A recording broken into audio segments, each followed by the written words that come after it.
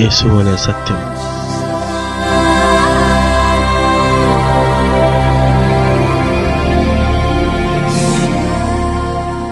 తన మాట ద్వారా ప్రపంచానికి చెప్పడం మా లక్ష్యం.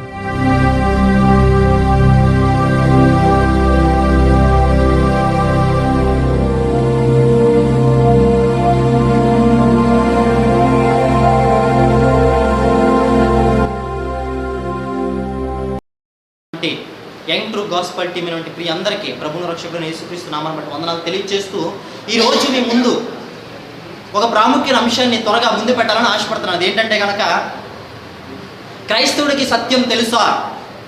ఏంటి ఆ సత్యం అని అంటే, పరిశుద్ధ గ్రంథంలో దాగి ఉన్నవంటి సైన్స్ ఏంటి?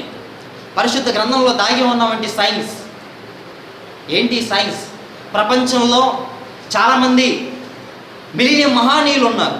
ఆ మిలినియం మహానీయులు ప్రియ దేని పెట్టారా గొప్ప గొప్ప మేధావులుగా, గొప్ప గొప్ప శాస్త్రవేత్తలుగా తీర్చబట్టి ప్రపంచ ప్రఖ్యాతికించినటువంటి ప్రతి దేశాల్లో ఆయన గొప్ప జ్ఞానవంతుడిగా ఈ ప్రపంచం తీర్చిదిద్దింది. వాళ్ళు ఎవరంటే కనుక సైంటిస్టులు. ఏంటన్నా?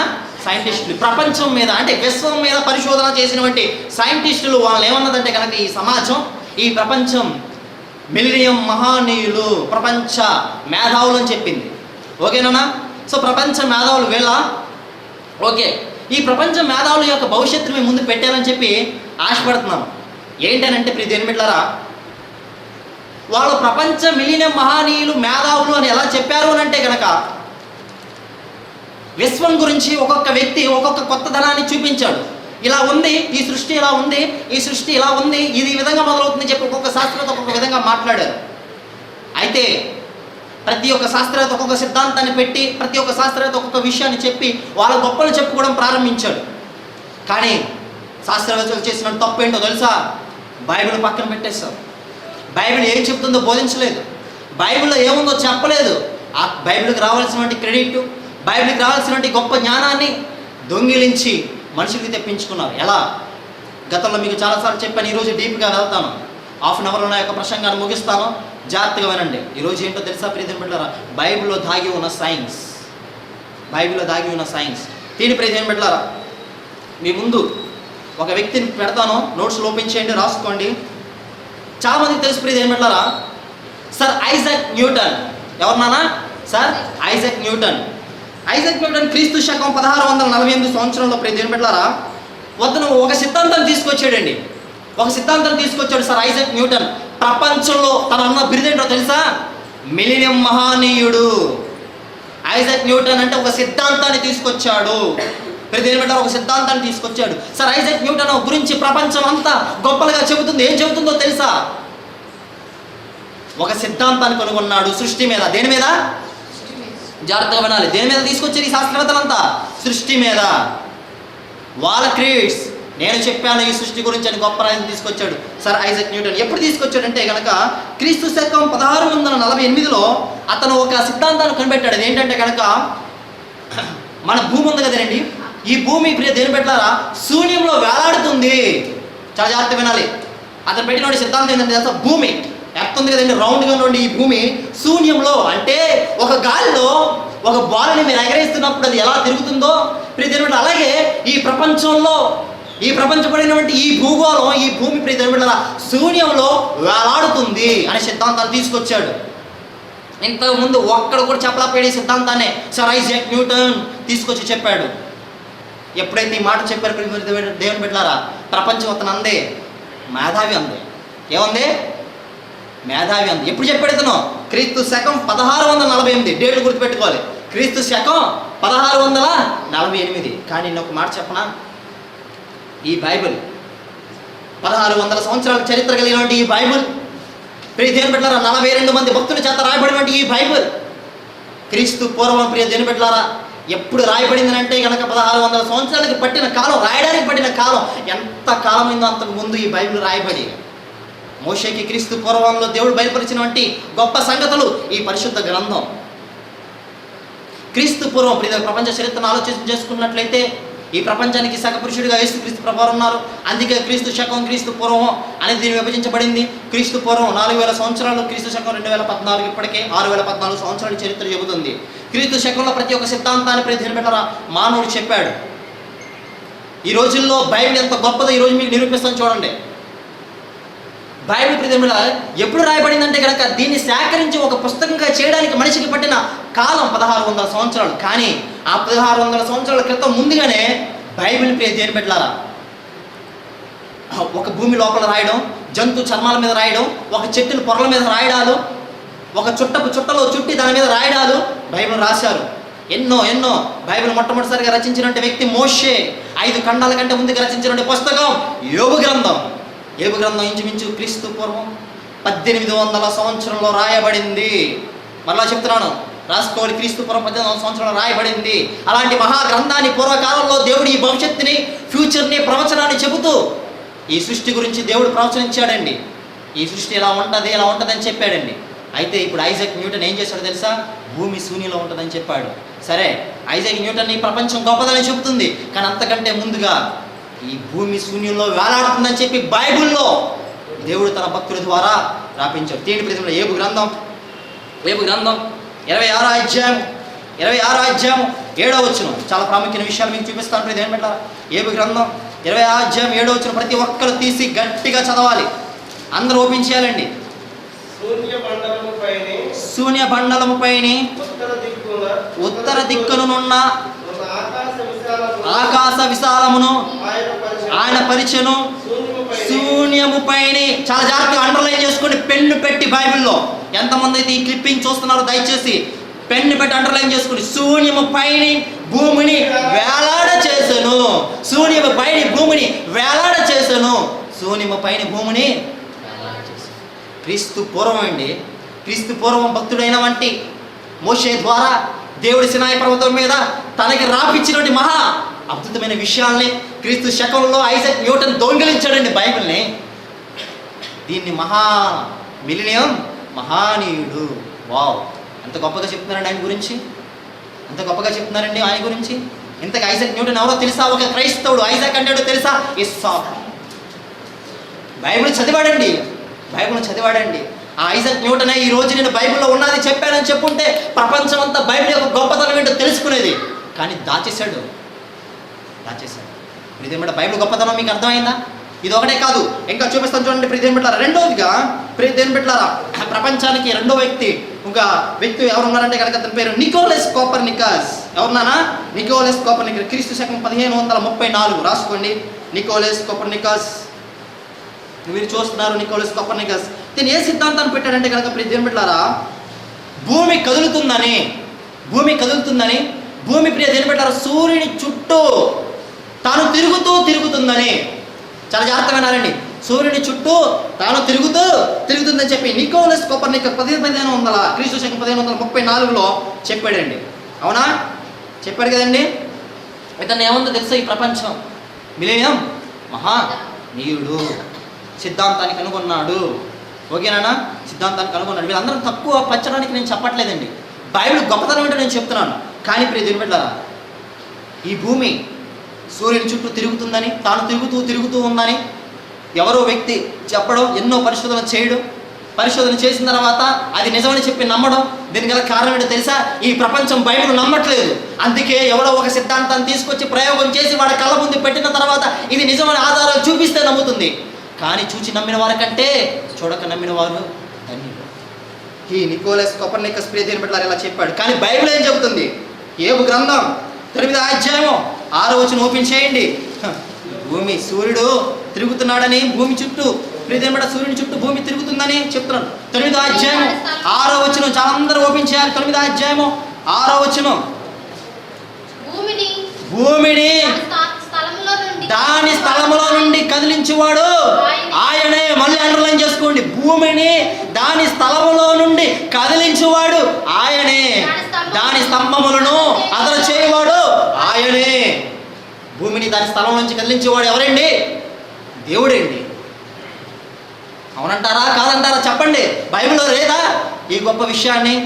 భూమి కదులుతుందని, భూమి తిరుగుతుందని. ప్రియ దేవుని బిడ్డలారా, భూమి యొక్క గొప్పతనాన్ని గురించి ఎవరో ప్రియ నికోలస్ కోపర్నికస్ చెబితే బైబిల్ గ్రంథంలో ముందుగా రాయబడలేదా? భూమిని ఎక్కడి నుంచి కదిలిస్తాడంట? తన స్థానం నుండి. అవునా? తన స్థానం ఎలా ఉంది? గాల్లో ఉంది. ఎలా తిరుగుతుంది? ఎర్రం తిరుగుతుంది. చదివేస్తున్నారు ఈరోజు టెక్నాలజీలో. శాస్త్రవేత్తలు గొప్ప వాళ్ళు అంటున్నారు. ఎంత చక్కగా రాయబడి ఉందండి, ఎంత చక్కగా రాయబడి ఉందండి. ఈ విషయాలు కూడా బైబిల్లో రాయబడి లేదా? 2 విషయాలు నిరూపించాను బైబిల్ యొక్క గొప్పతనాల గురించి. బైబిల్లో సైన్స్ యొక్క దాగి ఉన్న యొక్క సైన్స్ 2 విషయాలు నిరూపించాను. మూడోదిగా ఓపెన్ చేయండి. మూడోదిగా క్రీస్తు శకం 1610లో గెలీలియో టెలిస్కోప్ అనే వ్యక్తి ప్రియమిట్లారా చంద్రుడికి స్వయం ప్రకాశ శక్తి లేదని, చంద్రుడు ప్రకాశించాలంటే సూర్యకాంతి అవసరం ఉందని తెలిసేసుకున్నాడు. అతను కనిపెట్టాడు ప్రియమిట్లారా. చాలా జాగ్రత్తగా చంద్రుడికి ప్రకాశించే శక్తి లేదనే కనుగొన్నాడు. అవునా? చంద్రుడికి చాలామంది ఇప్పుడు శాస్త్రవేత్తలు కనుగొన్న తర్వాత ఈ విషయం వచ్చింది అనుకుంటున్నారు కదా. చంద్రుడికి స్వయం ప్రకాశ శక్తి లేదని ఎవరు చెప్పారు? రాసుకోండి. క్రీస్తు శకం 1610లో గెలీలియో, మీరు చూస్తున్నారు, గెలీలియో టెలిస్కోప్ అనే వ్యక్తి ప్రియమిట్లారా చంద్రుడికి స్వయం ప్రకాశ శక్తి లేదని, చంద్రుడు ప్రకాశించాలంటే సూర్యకాంతి అవసరం ఉందని చెప్పాడు. దీని గురించి ప్రియమిట్లారా చరిత్రకారులు ఇతను కూడా మిలినియం మహానీయుడు అని చెప్పేశారు. కానీ ఓపెన్ చేయండి బైబిల్ అండి ప్రతి దానికి సమాధానం. యోబు గ్రంథం 25 అధ్యాయం 5లో మీకు యోబు గ్రంథాన్ని ఎందుకు చూపిస్తున్నానంటే మొట్టమొదటిసారిగా బైబిల్ 66 పుస్తకాల్లో రాయబడిన మొట్టమొదటి పుస్తకం ఆదికాండం కాదు, యోబు గ్రంథం. దీని ప్రదేశం కూడా యోబు గ్రంథం 25 అధ్యాయం 5వ వచనం. ఆయన దృష్టికి చాలా జాగ్రత్త వినాలి. అండర్లైన్ చేసుకోండి. ఆయన దృష్టికి చంద్రుడు కాంతి గలవాడు కాడు. చూసారా ఎంత గొప్ప గ్రంథం ఏంటి బైబిల్. ఎవరో చెప్పడం ఏంటండి, బైబిల్లో రాయలేదా? 3 విషయాలు మీకు నిరూపించాను. మళ్ళీ ఒక్క దాంట్లో లేదండి. చూడండి, చంద్రుడికి కాంతి లేదని చెప్పి యెషయా గ్రంథం 13వ అధ్యాయం 10వ వచనం ఓపెన్ చేయండి. ఎక్స్ప్లెయిన్ చేయడానికి ప్రీతి ఏం పెట్టారా? యెషయా గ్రంథం 13వ అధ్యాయం అందరూ ఓపెన్ చేయాలి నాన్న. దయచేసి ఎవరు స్పీడ్గా చదవకుండా ప్రతి ఒక్కరు చూడాలి. 13వ అధ్యాయం 10.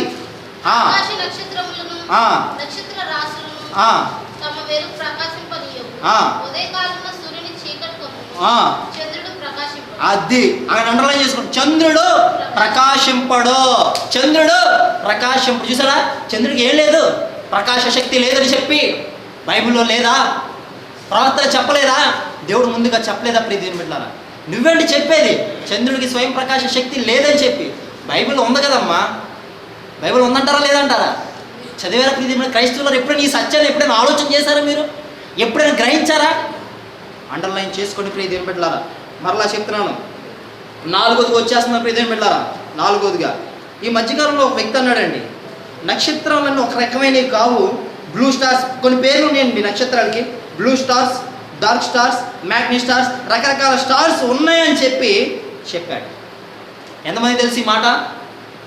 శాస్త్రవేత్తలు చెప్పారని చెప్పి. అవును కదా, కొంతమంది శాస్త్రవేత్తలు ఏం చెప్పారు? నక్షత్రాలకి బ్లూ స్టార్స్, రెడ్ స్టార్స్, రకరకాల స్టార్స్ అని చెప్పి శాస్త్రవేత్తలు మనకు చెప్పింది. మోసపోయారండి మీరంతా, మోసపోయారు. కానీ బైబిల్లో నక్షత్రాలకు కూడా ఒక రకంగా ఉండవు, వాటిని ప్రత్యేకించమైన ఒక పేర్లు ఉంటాయి అని చెప్పి బైబిల్లో పౌలు, మహాజ్ఞాని నుండి పౌలు చెప్పలేదా? ఓపెన్ చేయండి ప్రియదేవుని బిడ్డలారా. కొరింథీయులకు అపోస్తలుడైన పౌలు కొరింథీయులకు రాసిన మొదటి పత్రిక 15వ అధ్యాయం 41. అపోస్తలుడైన పౌలు కొరింథీయులకు రాసిన మొదటి పత్రిక 15వ అధ్యాయం 41. 15వ అధ్యాయం 41. అందరూ ఓపెన్ చేయాలి నాన్న. ఏదో మిమ్మల్ని మోసం చేయట్లేదు, మ్యాజిక్లు చేయట్లేదు, జాగ్రత్త వినాలి. చాలా జాగ్రత్త వినాలి. సూర్యుని మహిమ వేరు. ఇప్పుడు చెప్పుకున్నామా సూర్యుని గురించి, చంద్రుని గురించి. చంద్రుని మహిమ వేరు, నక్షత్రంలో మహిమ వేరు. మహిమను బట్టి ఒక నక్షత్రములకు మరి ఒక నక్షత్రములకు భేదము కలదు. అండర్లైన్ చేసుకోండి. ఒక నక్షత్రానికి మరొక నక్షత్రానికి ఏం కలిగిదంట? భేదం కలిగిద్దండి. ఇది ఎప్పుడు చెప్పాడు తెలుసా? క్రీస్తు శకం 1వ శతాబ్దంలో, ఇంచుమించు 50 సంవత్సరాల్లో పౌలు, మహాజ్ఞాని నుండి పండితుడైన ఈ పౌలు నక్షత్రానికి కూడా డిఫరెన్స్ ఉంటాయి అని చెబితే, క్రీస్తు శకం 1500 సంవత్సరంలో ఎవరో ఒక శాస్త్రవేత్త వచ్చి నక్షత్రానికి ఇలా పేర్లు ఉన్నాయని చెప్పి, నక్షత్రానికి ఒక్కొక్క నక్షత్రానికి ఒక్కొక్క స్టార్కి ఒక ప్రత్యేకించబడిన పేరు ఉందని చెప్తున్నారు. తప్పు. బైబిల్లో చూడు, నువ్వు బైబిల్ పరిశోధించిన ప్రియదేవుని బిడ్డలారా, బైబిల్ పరిశోధించండి. బైబిల్ మహాజ్ఞానం అండి, మహాజ్ఞానం అండి. 5 విషయాలు మీకు నేర్పించా. నెంబర్ 6, 6వ ఓపించేయండి. భూమి గుండ్రంగా ఉంటుంది. ఏముంటుంది నాన్న? భూమి గుండ్రం. దీనికి తీసుకొచ్చినటువంటి వ్యక్తి ఎవరంటే కనుక ప్రియదేవుడా, క్రీస్తు శకం 1522లో ఫెర్డినాండ్ మాజిలాన్, చాలా జాగ్రత్త రాసుకున్నాను. ఫెర్డినాండ్ మాజిలాన్ అనే ఒక వ్యక్తి పేరు చాలా జాగ్రత్త రాసుకోవాలి. క్రీస్తు శకం 1522లో ఫెర్డినాండ్ మాజిలాన్ అనే వ్యక్తి క్రీస్తు శకం 1522లో ప్రియదేవుడా భూమి గుండ్రంగా ఉంటుందని చెప్పాడు. అంతకుముందు మరొక శాస్త్రవేత్త అన్నాడు రెక్టాంగిల్లో దీర్ఘ చతురస్రాకారంలో ఉంటుందని చెప్పాడు. ఆహా, ఏం పరిశోధన చేశాడండి భూమి మీద ఒక్కొక్కడు, ఏం పరిశోధన చేశాడండి. కానీ ప్రియదేవుని బిడ్డలారా, ఓపెన్ చేయండి ప్రియదేవుని బిడ్డలారా. ఏబు గ్రంథం 37 అధ్యాయము 12. ఏబు గ్రంథం 37 అధ్యాయము 12 అందరూ ఓపెన్ చేయాలి. ఎవరో చెప్పారండి భూమి మీద ఎన్నో పరిశోధన చేశారు. తీయండి 12 అధ్యాయము చదవండి. ఆయన వలన నడిపింపబడినవై నరులకు నివాస యోగ్యమైన భూగోళము మీద రాజులయం చేసుకోవాలి. నరులకు నివాస యోగ్యమైన భూగోళము మీద అట్లా చేసుకోవాలండి. భూగోళము మీద చూసారా, ఉందంటారా లేదంటారా? ఏపు గ్రంథంలో ఎప్పుడు చెప్తే వీడెవడండి ఇప్పుడు వచ్చి భూమి గుండ్రంగా ఉందని శాస్త్రవేత్తలు చెప్తారు. వీళ్ళందరూ బైబిల్ దొంగిలించారండి. వీళ్ళందరూ ఎవరో తెలుసా? ఇతర దేశాల్లో ఉన్న వాళ్ళు శాస్త్రవేత్తలు మేధావులు అని చెప్తున్నారు. తప్పు. వాళ్ళందరూ క్రైస్తవులు బైబిల్ చదివి చెప్పారు ఈ విషయాలన్నీ. ఏం చదివి చెప్పారు నాన్న? బైబిల్ చదివి చెప్పారు. దొంగిలించేశారు బైబిల్ని. బైబిల్ మహాజ్ఞానం అండి.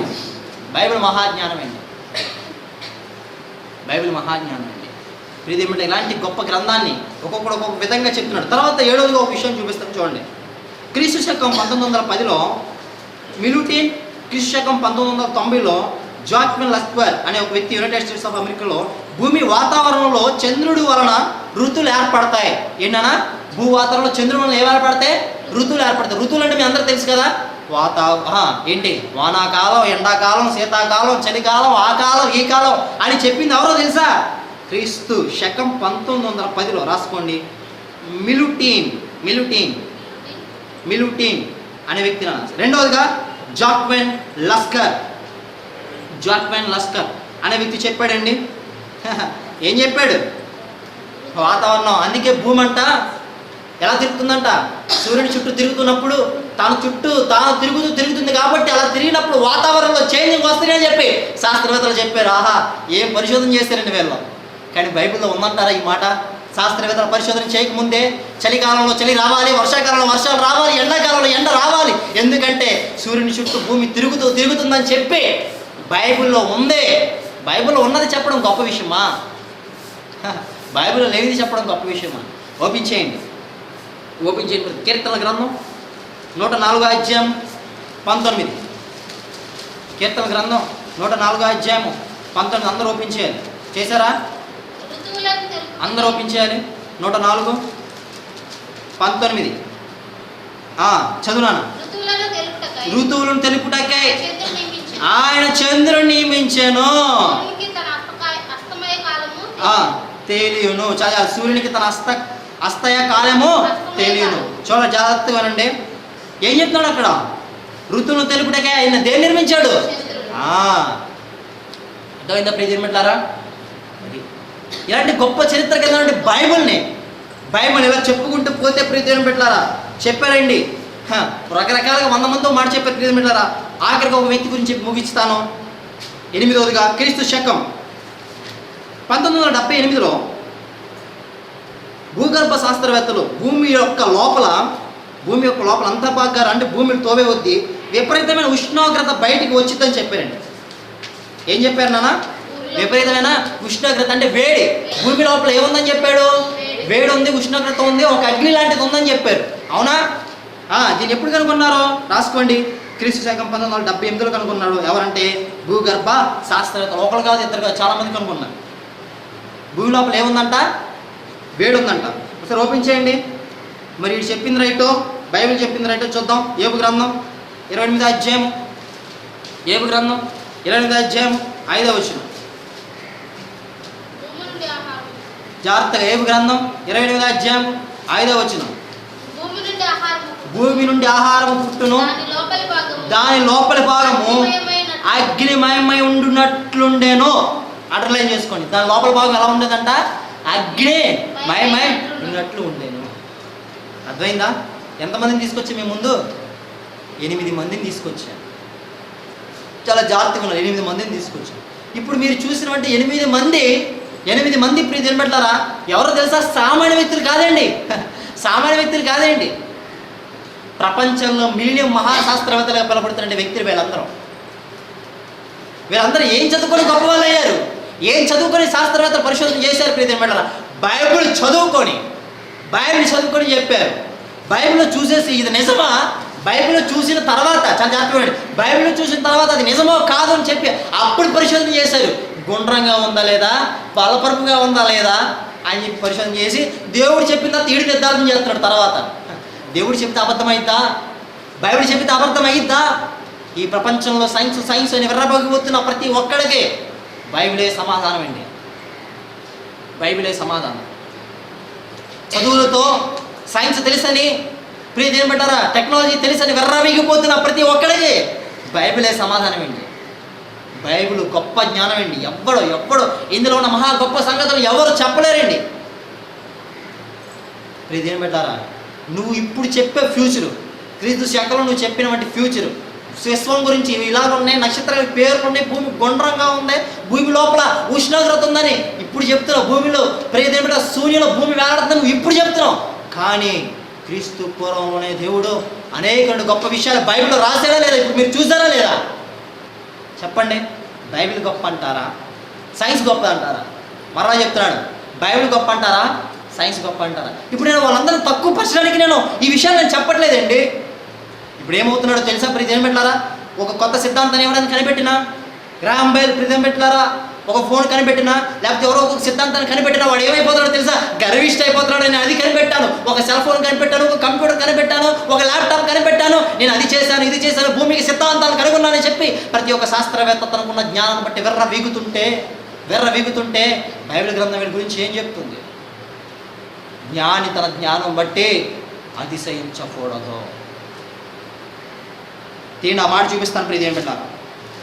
తీయండి, ఆ మాట మీకు చూపించి, ప్రియదేని బిడ్డలారా, ఆ మాట మీకు చూపించి నీ యొక్క ప్రసంగాన్ని ముగించాలని ఆశపడుతున్నా. ఓపించేయండి ప్రియదేని బిడ్డలారా. ప్రసంగి గ్రంథం అందరూ ఓపించేయాలి.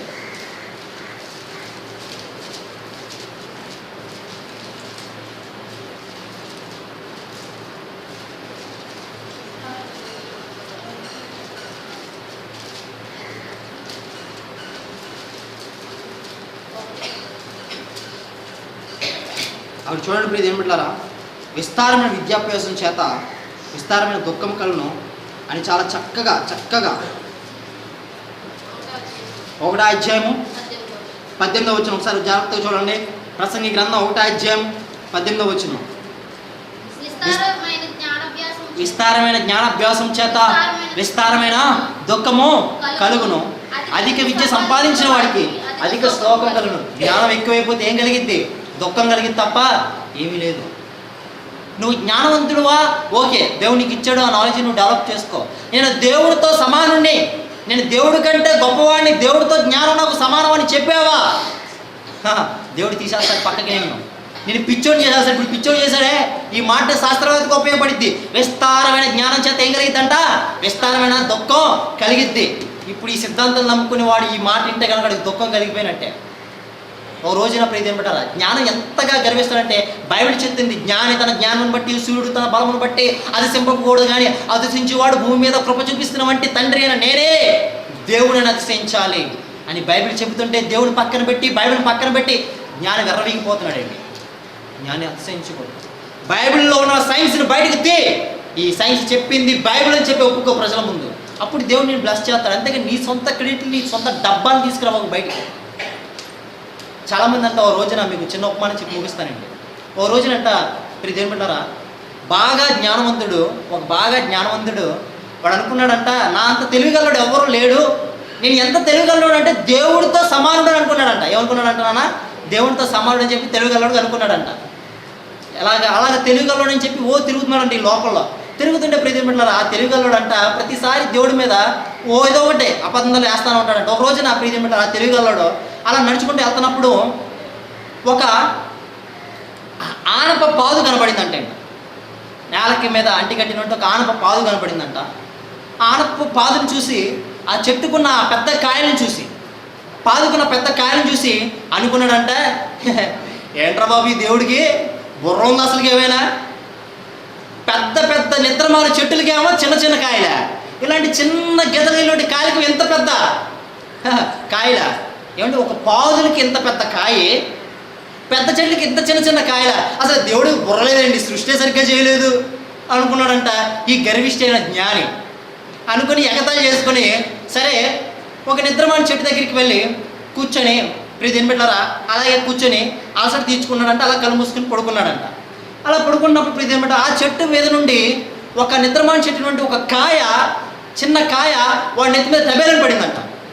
పడగానే వెంటనే నిద్ర నుంచి లేచి ఆ కాయని చూసుకున్నాడంట. ఏంట్రా బాబు ఈ కాయ అని చెప్పి అన్నప్పుడు చూశాడు. అది వెంటనే ఈ బుర్రలో వెంటనే మైండ్లో వెళ్ళిపోయిందంటే, అర్రే దేవా నీ జ్ఞానాన్ని నేను తప్పు పట్టానే అన్నాడంట. అదేంటి ఎలా తప్పు పట్టాడు తెలుసా, నిజంగా నువ్వు ఎంత జ్ఞానం అంటే అదే పెద్ద కాయ ఆ చెట్టుకు పడిపోయి ఉంటే ఆ పెద్ద చెట్టుకాయ అది నెత్తి మీద పడగా నేను చచ్చేవాడు ప్రభు అన్నాడంట. అర్థమైందా దేవుడి జ్ఞానం, మహాజ్ఞానం. దేవుడిని తప్పు పట్టడానికి కానీ ఈ సృష్టి దేవుడిది కాదని చెప్పేవాడికి బైబిల్ పట్టుకుని సమాధానం చెప్పండి. బైబిల్లో చాలా సైన్స్ ఉందండి, మనిషికి తెలియనివంటి సైన్స్ ఉందండి. కొద్దిగా మాత్రమే మీకు చూపించాను. తర్వాత ఇంకా మీకు ప్రాముఖ్యమైన అంశాలను ఇంకా మీకు చాలా చూపిస్తానండి. ఎప్పుడు తన జ్ఞానం బట్టి అతిశయించకూడదు. నీ చదువుని బట్టి, నీకున్న సైన్స్ని బట్టి, నీకున్న టెక్నాలజీని బట్టి ప్రియదేనమాట ఏ శాస్త్రవేత్త అయినా భూమి మీద అతిశయిస్తే వాడు బ్రతుకు బయట పెట్టేస్తాడని ప్రసంగి గ్రంథంలో, జ్ఞాని తన జ్ఞానం బట్టి సిగ్గు పొందుతాడని ప్రసంగి గ్రంథంలో లేదా? బైబిల్ దొంగిలించినటువంటి ఈ మిలియన మహానీయులు ఏం చేశారు? బైబిల్ విషయాలు దొంగిలించి నేనే ఒక కొత్త సిద్ధాంతాన్ని కనుగొన్నానని చెప్పి నోటుకు వచ్చినట్టు మాట్లాడారు. బైబిల్లో ఉన్నాయండి. ఇది కాదు అని నిరూపించేవాడు ఎవరైనా సరే కనుక రండి, మైండ్ ట్రూ గాస్పెల్ టీం సిద్ధంగా మీకు సమాధానం చెప్పడానికి ఉంది. కాబట్టి నా యొక్క ప్రసంగం అరగంట అయిపోయింది. ఈ వాక్యం దేవుడు మన వెడికిల్లో దీవించి ఆశీర్వదించునుగాక. చూడండి, కరెక్ట్గా ½ అవర్